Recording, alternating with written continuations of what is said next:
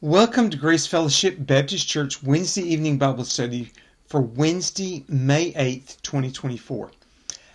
I'm going to change the format a little bit tonight. Normally, we start in hearing from God by reading Scripture, and that's God's Word, and so we hear from God first, and then I make some commentary. I'm going to start with a little bit of commentary because I'm going to do things slightly different, and I'm going to tell you why. There are two words that in the English translations get translated as Lord. The first one is Adonai. It literally means master or Lord, and it was used in all kinds of contexts. Abraham, when he's talking with the angel, calls him Lord. Sarah, when she was trying to compliment Abraham, called him Lord.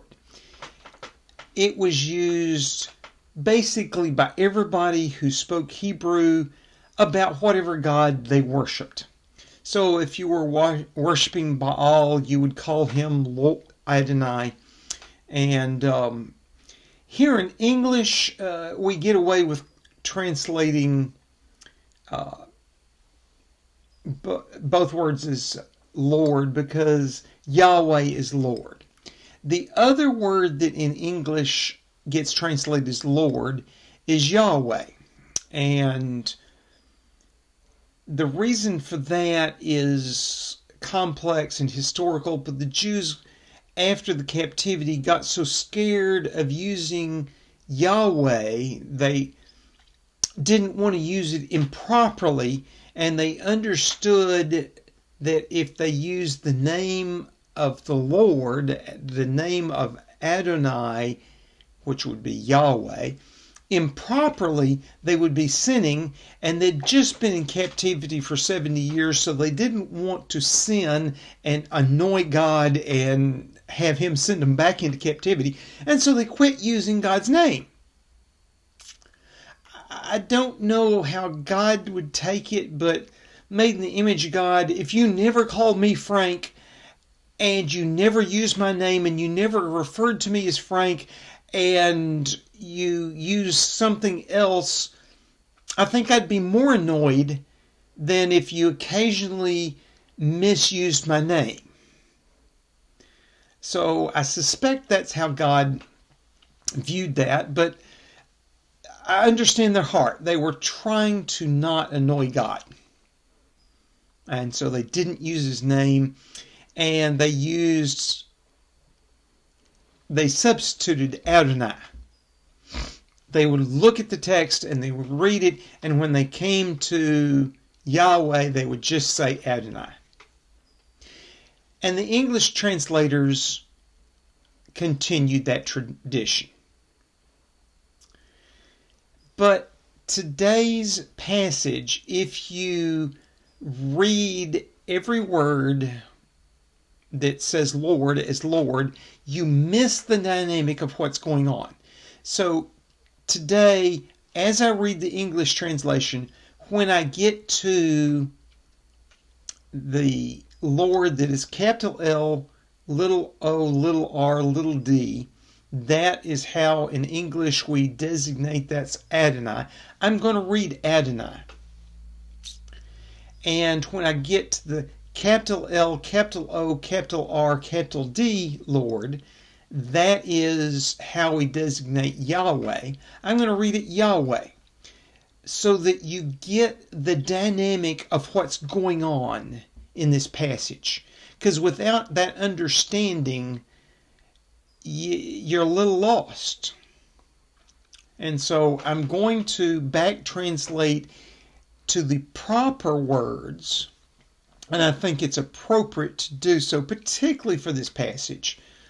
And very often when I'm reading to myself, I back translate all the time. So now let's begin. We're in 1 Kings, we're in chapter 22, and we're dealing with Ahab for the last time. For 3 years there was no war between Aram and Israel. But in the 3rd year, Jehoshaphat, king of Judah, went down to see the king of Israel. The king of Israel had said to his officials, "Don't you know that Ramoth Gilead belongs to us, and yet we are doing nothing to retake it from the king of Aram?"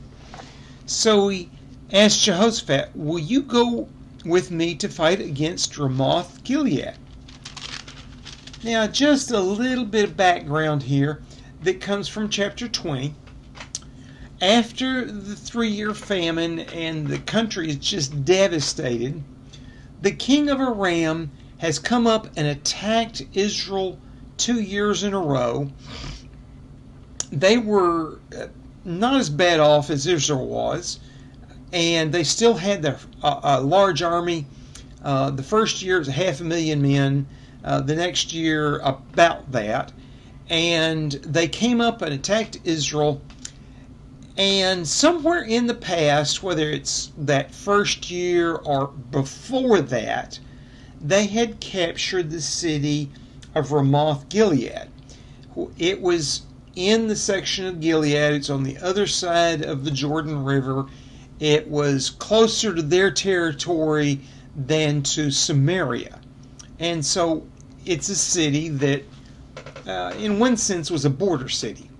But it's a fairly major city, and they had either captured and enslaved all of the Israelites that lived there, or killed them all, and moved their people in. And so Ahab wants to get his city back and put his people back in it. Now, probably a lot of them escaped as refugees before it got captured. So, but he's got pride. He wants his territory, and he wants to capture it back. And he's fighting a Middle East war, and they're both fighting Middle East wars by Middle East techniques. And if you need to know more about that, just look at the news today about the war that's going on over there, and you can see how that's done. We're using modern weapons today instead of the weapons they had, but it's the same morality, the same ethics, and that will tell you a whole lot about what had happened. Well, for 3 years after being defeated twice in chapter 20, the king of Aram does not attack Israel. He's been defeated. He's had 1 million men killed, roughly. And he does not have the ability to field another army. And Ahab is thinking, hey, I've defeated him twice. Let's go get our city back. Let's go attack it, and we'll win. We're beginning to get strong again after this. It's been 5 years from the famine. We've gotten crops going again. People are beginning to be prosperous again. And everybody's regained their health from having starved for 3 years. We can do this. And he's consulting with his officials, and should I do it? Can we do it? It makes sense to do it. And while he's consulting with them, Jehoshaphat comes down and visits with him. Now, Jehoshaphat is the king of Judah. And at this point in time, Jehoshaphat has allied himself with Ahab. And for the first time since the rebellion under Rehoboam, the two countries are actually allies. And part of that, Jehoshaphat had let his son, that will become king after him, marry one of Ahab's daughters. And so there's an alliance between the two kingdoms, and Jehoshaphat is coming down to make a royal visit and strengthen this treaty. And he happens to come down while they're discussing going back and taking Ramoth Gilead back.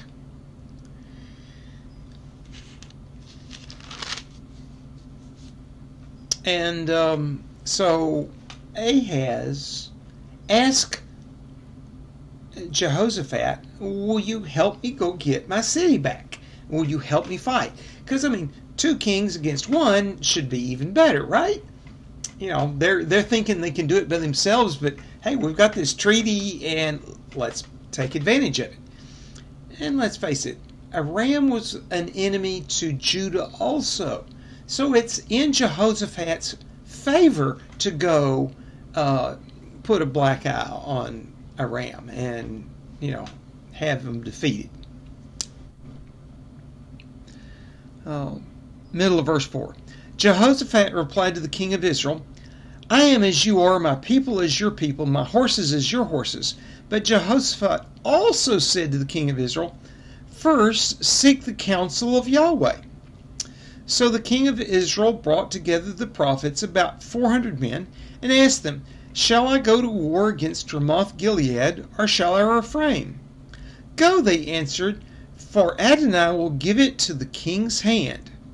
But Jehoshaphat asked, is there not a prophet of Yahweh here whom we can inquire of? The king of Israel answered Jehoshaphat, there is still one man through whom we can inquire of Yahweh, but I hate him because he never prophesies anything good about me, but always bad. He's Micaiah, son of Imlah. The king said, the king should not say that, Jehoshaphat replied. So Jehoshaphat agrees readily, sure, I'll go help you fight. I mean, he's making a treaty that's part of the deal. And let's face it, it's a fight that, while he didn't want to pick it, he doesn't mind the king of Aram getting defeated. And he probably sees that, hey, it's questionable whether Israel would win or Aram would win, but I don't want Aram to win. So pitching in and making sure that Israel wins is in my interest. So of course, let's do this. But he also, because he worships Yahweh, and Asa was his father and he worships Yahweh, he wants to consult Yahweh and make sure Yahweh agrees. And so he asked the king, let's consult with Yahweh. And he did explicitly. And the king, Ahab, says, sure, and calls his 400 prophets. And he says, they will consult Adonai. Whatever gods they worshipped, they were going to consult. He did not say they were going to consult Yahweh. And this would be very obvious in the Hebrew, that they weren't going to consult Yahweh. Hey, let's consult Yahweh. Sure, we'll do that. We're going to consult somebody else.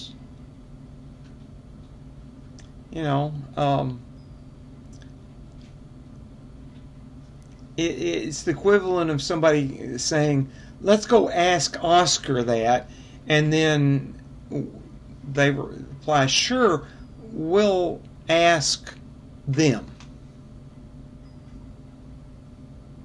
Well, if you were going to consult Oscar, you'd say him, or Oscar.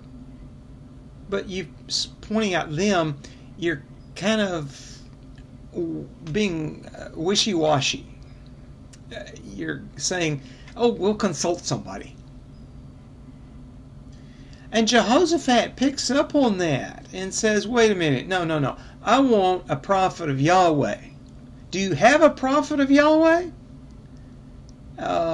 It's a moment for if Ahab does not have a prophet of Yahweh to consult, Jehoshaphat can use that as an excuse to bail and go, nope, I'm not doing this. Well, Ahab does have a prophet of Yahweh, but he doesn't like him because this prophet has been prophesying doom for Ahab the whole time. and therefore Ahab hates him. This is not Elijah or Elijah's servant Elisha, but a different prophet. And so every prophet of Yahweh that Ahab knows prophesies that Ahab is going to die. And, you know, when Ahab says, I don't like him because he always prophesies bad about me, Jehoshaphat says, oh, you shouldn't say that, because you don't run Yahweh's servants down. It's basically his logic. If they're a servant of Yahweh, you honor them. You don't hate them. Verse 9. So the king of Israel called one of his officials and says, bring Micaiah,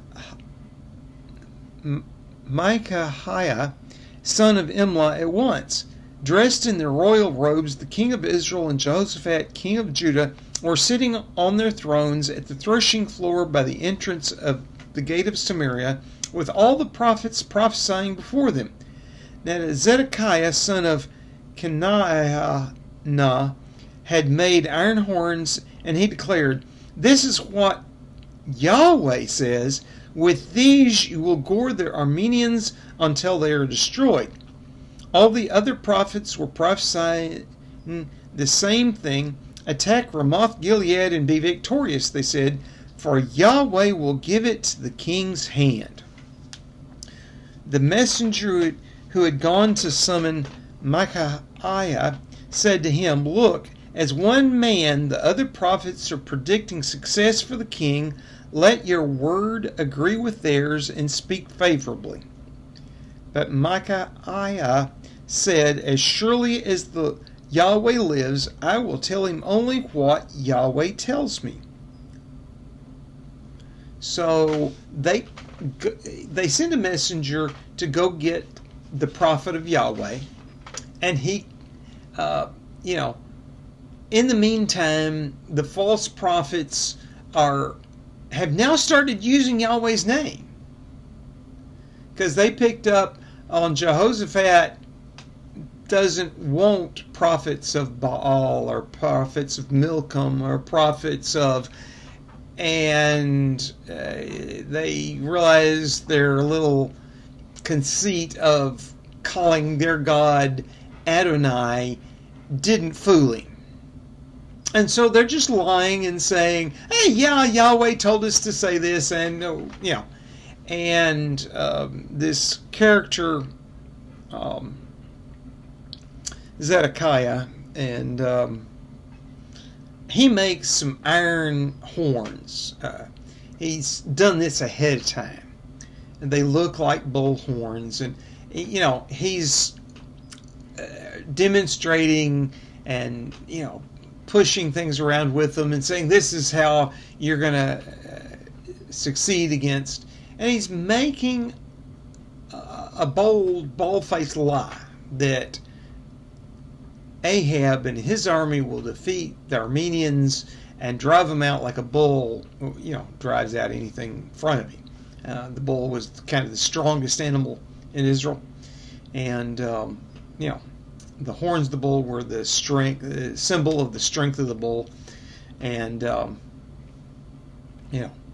he's basically saying, you're so strong, you're just going to do it. And that Yahweh said that. And all the other prophets pick up on that. Yeah, Yahweh said it. They're trying to fool Jehoshaphat. The servant goes to the prophet Micaiah, and says, hey, everybody's prophesying that they're going to win. Please, my master, tell him he's going to win. Let's just do this the easy way. He's kind of caught in the middle. He's been called to bring the guy in that doesn't ever prophesy anything good about Ahab. And he's just a messenger, but Ahab's the kind of guy that kills the messenger if the messenger doesn't give him what he wants. And he's like, oh, please, just, I don't want my job to be complicated. I'm going to tell you what everybody else is saying. Please say the same thing so we can just get on and I can take you back home and we're done. And Micaiah says, I will do exactly what Yahweh tells me to do. He's going to be faithful to Yahweh regardless. Verse 15.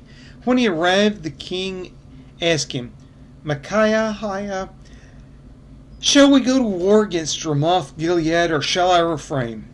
Attack and be victorious, he answered, for Yahweh will give it into the king's hand. Now that sounds like he's just done what the messenger asked him to do. Now listen to Ahab's answer in verse 16. The king said to him, how many times must I make you swear to tell me nothing but the truth in the name of Yahweh? Apparently he said it in a very sarcastic voice. Because while the words were right by whatever, Ahab caught that he was lying. Now, you would think a prophet of Yahweh, particularly after he said, I will only do what Yahweh told me to say, would not lie.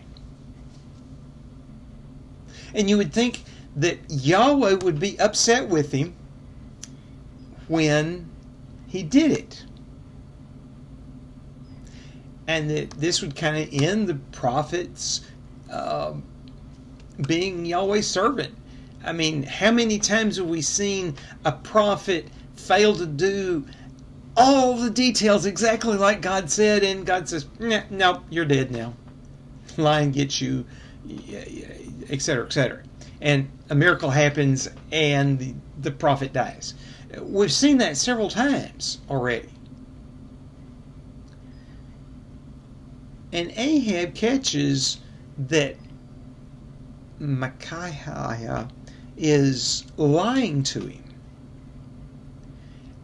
and says, how many times have I made you swear you're going to only tell me the truth? Verse 17. Then Micaiah answered, I saw all the Israel scattered on the hills like sheep without a shepherd, and Yahweh said, these people have no master, let each one go home in peace. The king of Israel said to Jehoshaphat, didn't I tell you that he never prophesies anything good about me, but only bad?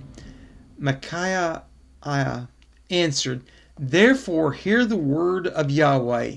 I saw Yahweh sitting on his throne with all the host of heaven standing around him on his right and his left.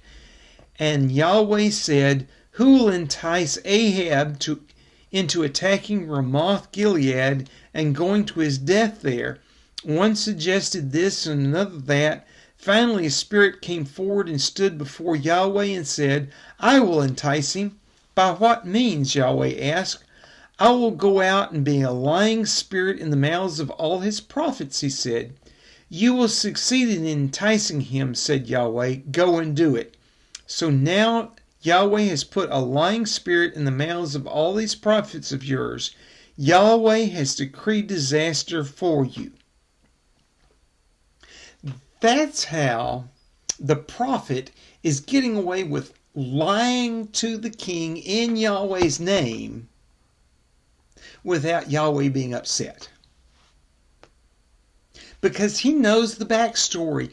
He knows that Yahweh has decreed disaster and wants Ahab to go attack Ramoth Gilead and die in battle and end his rule. And all his servants, all the angels are standing around him and they're consulting and they're suggesting strategies to get this to happen. And one says, I'll make it happen. I'll be a lying spirit in the mouths of all of its prophets. And the prophet of Yahweh knows that. And therefore is telling the truth by lying and trying to encourage Ahab to go get killed in battle. And that's why he's been prophesying all along that Ahab will die. And Ahab picks up on the lie and has him tell the real truth. And he tells how he knows it's going to be that way. Now, of course, I'm a person who tries to pay attention to what Yahweh tells me to do and tries to do it His way. And I want to please Yahweh, and I don't worship another God. So, if I knew Yahweh, well, particularly after Elijah has had this famine and caused us to defeat the other army twice in miraculous ways, I think I'd be starting to worship Yahweh even if I didn't. And, I wouldn't be paying attention to these other guys. And when the prophet said that, I'd be like, yep, we're not attacking Ramoth Gilead. We're going home. We're going to offer some sacrifices to Yahweh, see if we can get Him happy with us, and instead of just being scared of Him and not changing my pattern, I think I'd start repenting. But God has hardened Ahab's heart because God has meant to remove him as an object lesson and to show that his prophets tell the truth. He's not a man that's going to get mercy. He's not a man that's going to get grace. And Ahab's heart has hardened so much that even when he knows the truth that all his prophets are lying to him so that he can go die in battle, and the prophet that says bad things about him lied to him and he caught it and said, the reason I did is God wants you to go into battle and die, he still goes into battle.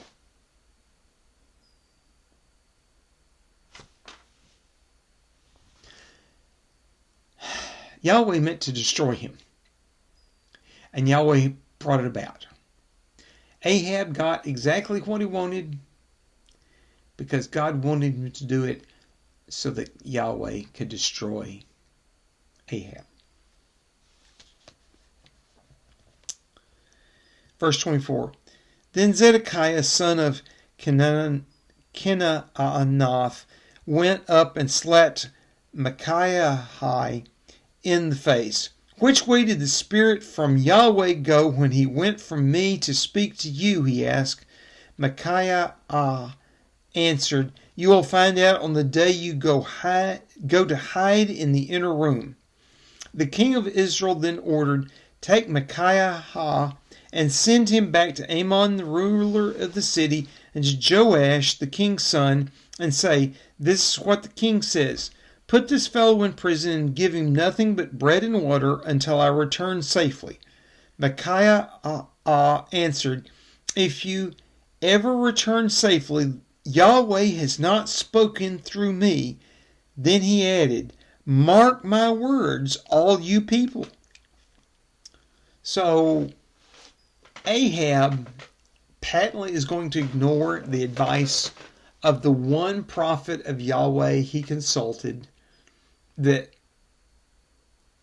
told him the truth about what was going on and made him see the truth of what his prophets were doing. They were just prophesying what they wanted the king to hear, and that they were trying to please the king and be yes men and make it look like they were on his side when they were there actually to lure him into entering a foolish battle and dying in battle. And then Ahab has him arrested and put into prison. And he's put in charge of basically the mayor of the city and one of the king's sons. And we'll come back to this man a couple of chapters later, the king's son, because he's actually going to get to have his own bit in the story. But at this point, he's not in line to be king of Israel. He has an older brother going to be the king of Israel and is the obvious person to get the throne. He's just got some other job, and apparently his job is to keep prisoners, and particularly important political prisoners. And so the prophet is not killed, but Ahab basically says, feed him bread and water till I come back. And the implication is when Ahab comes back, he's going to put him in and convict him and execute him after he comes back. So Ahab's made up his mind. I just need everybody convinced that we're going to win. And hey, I've got this ally from our sister kingdom, Judah, and we're going to attack together. And, we're going to win this big victory together. And I've got the prophets to convince everybody that, we're going to win. And everything looks like going Ahab's way. And the real prophet of Yahweh has said, no, you're going to die.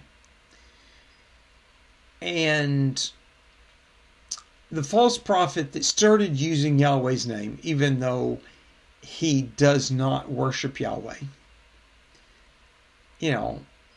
ups his lie and says, where did Yahweh leave me and go to you? He's trying to make it sound like they had been telling him to say these things. And the prophet of Yahweh says, you will know when you're hiding in the inner room. In other words, he's going to be scared of for his life and hiding to keep the Armenians from coming in and killing him. And he says to everybody around, mark my words, all you people, because he's going to use their testimony that Ahab is going to die in his trial if Ahab comes back. Wait, he knows Ahab's not coming back. And therefore, he's going to be freed from prison because what he said came true. And he's going to have everybody testifying about him that, yes, that's what happened. Verse 29. So the king of Israel and Jehoshaphat, king of Judah, went up to Ramoth Gilead. Something this old passage that I've read today, the writers no longer refer to Ahab by Ahab, but as his title, king of Israel. Most of the time they don't use his name. He's become so vile to them, they don't want to sully their paper with his name. In Hebrew, the king of Israel is a lot more characters than Ahab. Ahab was a word in Hebrew. Both king and Israel were more characters than Ahab. So they're writing a longer term to keep from using his name. And, if you go back and scan this passage, there's only like 2 or 3 times Ahab is used. The rest of the time, the king of Israel is what's used. You know who the king is. It's Ahab. He's the bad guy. But they refused to do that.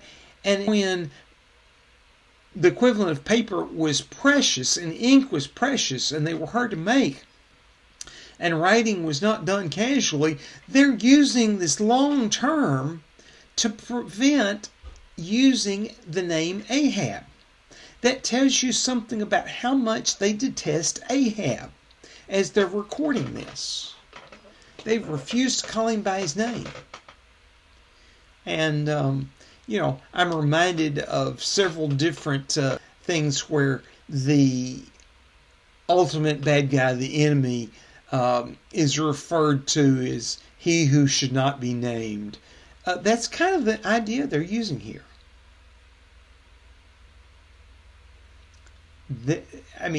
Ahab has become the man you should not name. And they're going to this very lengthy construction to say his title, not who he is, not his name. Verse 3, the king of Israel said to Jehoshaphat, I will enter the battle in disguise, but you wear your royal robes. So the king of Israel disguised himself and went into battle. Now the king of Aram had ordered his 32 chariot commanders, do not fight with anyone small or great except the king of Israel. When the chariot commanders saw Jehoshaphat, they thought, surely this is the king of Israel. So they turned to attack him. But when Jehoshaphat cried out, the chariot commanders saw that he was not the king of Israel and stopped pursuing him. Hadad is the king of Aram, and he is determined to kill Ahab.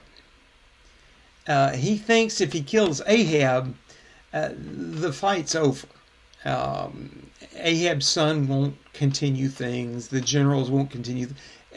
And he's basically going, I don't want to kill all these Israelites. I don't want to have to fight a big battle. I just want to kill the one man and we're done. And, we can negotiate peace and I'll get to keep my spoils of war and we'll be done. And so he's ordered his commanders of chariots. Now, the other chariots that he has, they can fight anybody. They have tasks that they're supposed to do in battle. They're supposed to be fighting, But the 32 chariot commanders, they're to seek out the king of Israel and kill him. Let's face it, 32 against 1, the odds are in their favor. And if they had that strategy and they can find him and they attacked him, they would probably succeed, might well succeed in achieving what Ben-Hadad wants in this fight. He wants to win the battle and be able to keep the spoils of war he's won previously, instead of having it taken from him. And he's applying a fairly smart strategy. And apparently Ahab has an inkling that's what's going to go on. And so he goes into battle disguised as just a chariot warrior, not as the king. And he asked Jehoshaphat to be the decoy, to dress in his royal robes and act like he's in charge of all the army, and they're fighting. And the chariot commanders see Jehoshaphat out there and they see the royal robes and go, hey, there's only one king on the battlefield. There he is. Let's go attack. And they get there. It's not Ahab. And when it's not Ahab, it's not said whether they know it's Jehoshaphat, but their command was to fight Ahab, and this isn't Ahab, so they leave. Let him do whatever he is that he's doing. It's not what Ben-Hadad told us to do, and so they leave Jehoshaphat alone. Unknown to Ben-Hadad, and if they'd attacked Jehoshaphat, they might have achieved what they needed to achieve and wanted to achieve, but God was wanting to protect Jehoshaphat, and because he did worship Yahweh. And so they left Jehoshaphat alone. Verse 34, but someone drew his bow at random and hit the king of Israel between the sections of his armor. The king told his chariot driver, wheel around and get me out of the fighting. I've been wounded. All day long the battle raged, and the king was chariot facing the Arameans. The blood from his wound ran into the floor of the chariot, and that evening he died. As the sun was setting, a cry spread through the army, every man to his town, everyone to his land. So the king died and was brought to Samaria, and they buried him there. They washed the chariot at the pool in Samaria, where the prostitutes bathed, and the dogs licked up his blood, as the word of the Lord had declared. So, the fortunes of war happened to him. Nobody specifically attacking the king of Israel. God just had an archer hit a lucky hit, and it hit between the sections of the armor and pierced him, And it didn't pierce him enough to kill him instantly, but he was wounded and he knew he was wounded, and he asked to be taken out of battle, and he's sitting there watching the battle, and he's bleeding. And the bleeding does not stop, and eventually he bleeds out and he dies in his chariot. About the time the evening comes and the sun sets, and when he dies, somebody notices it, and the cry goes out, and all the Israelites, all the soldiers of Judah hear that Ahab has died and that it's time to go. They all flee and they go home. Ben-Hadad wins the battle because he achieved what he was really hoping to achieve, kill Ahab. But he didn't do it through grand strategy. Just some archer was like, oh, let me hit somebody. Let's shoot it out here at random, and maybe I'll hit somebody, maybe I won't. But, I'm sitting in the back not doing anything. I might as well fire and try to hit somebody. And happened to hit him. And it happened to be just enough wound to be fatal by the end of the evening. And his chariot was filled with blood, and it coagulated, and they took him back home, and he died. Well, he died, and they took him back home, and they buried him. And they have to clean up the chariot. I mean, you're not going to bury the chariot. It's expensive. And so they clean it out exactly where the prophet had prophesied his blood would be licked up. Because that's where Naboth's blood had been spilled. And the dogs licked the blood up there. And apparently it's the same pack of dogs. A few years later, so it may not be the exact same dogs, but it's the pack of dogs that live there. And they eat his blood, just as the prophet had said. So the writers are pointing out the prophets of Yahweh are telling the truth, and what they say comes to pass. They're trying to show the people Yahweh's a real living God. His prophets tell you the truth. Other prophets lie. That's the big picture today. Verse 39. As for the other events of Ahab's reign, including all he did, the palace he built and inlaid with ivory, and the cities he fortified, are they not written in the book of the annals of the kings of Israel? Ahab rested with his fathers, and Ahaziah, his son, succeeded him as king. So that ends the rule of Ahab. His father Omri became king because, he was commander of the armies of Israel, and somebody killed the previous king, and Omri was voted basically by the army to become king, and he went and attacked and killed the upstart king and killed him and ruled in his place. And then he set Ahab up, and Ahab became the most evil king to that point in time. And most of the story of Ahab has to do with his interactions with the prophets of Yahweh, particularly Elijah, who is sent by God to people back to Yahweh.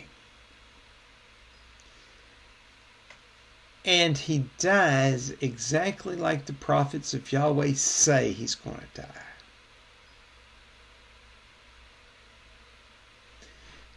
And the only good thing the writers of Kings point out for him, he built an expensive, sumptuous palace. It was inlaid with ivory. Let's face it, ivory was not native there. It was an imported material from Africa. It had come at least 800 miles, probably more than 1,000, and to get there. And he had filled his palace with ivory. He was a very wealthy man.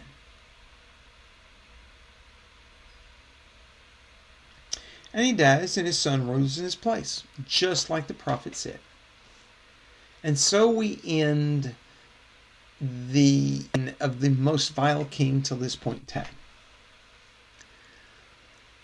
Lord God, have us to be people who understand you are real, you are alive, you are powerful, you are truthful, you know all things. Have us to trust you, obey you, worship you, and worship you only. Lord, have us to be like prophets of yours, that even though they were men and they were imperfect, they followed you. They attempted to do what you told them to do. And when they spoke in your name, they spoke truth, that they could declare it accurately and declare it boldly. Even if it looked like they were fixing to be killed or stuck in prison or whatever, they would still declare your word accurately and well.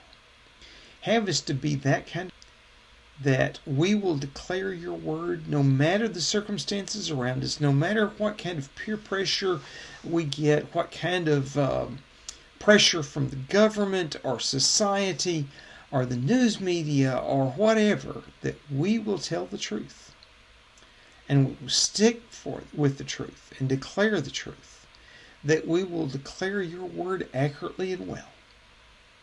In your holy name, amen.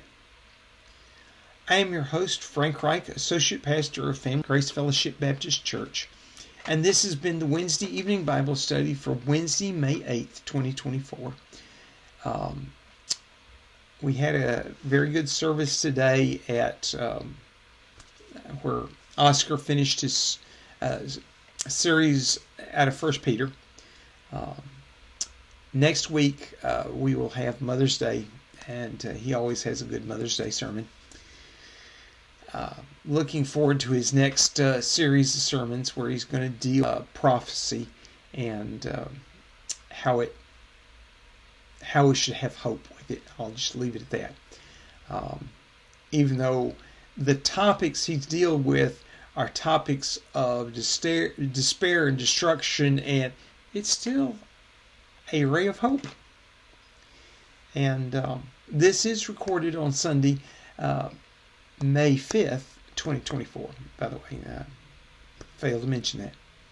Y'all have a blessed week. I hope to see you there Wednesday. If I don't see you there Wednesday, we'll see you here on YouTube. Have a blessed week.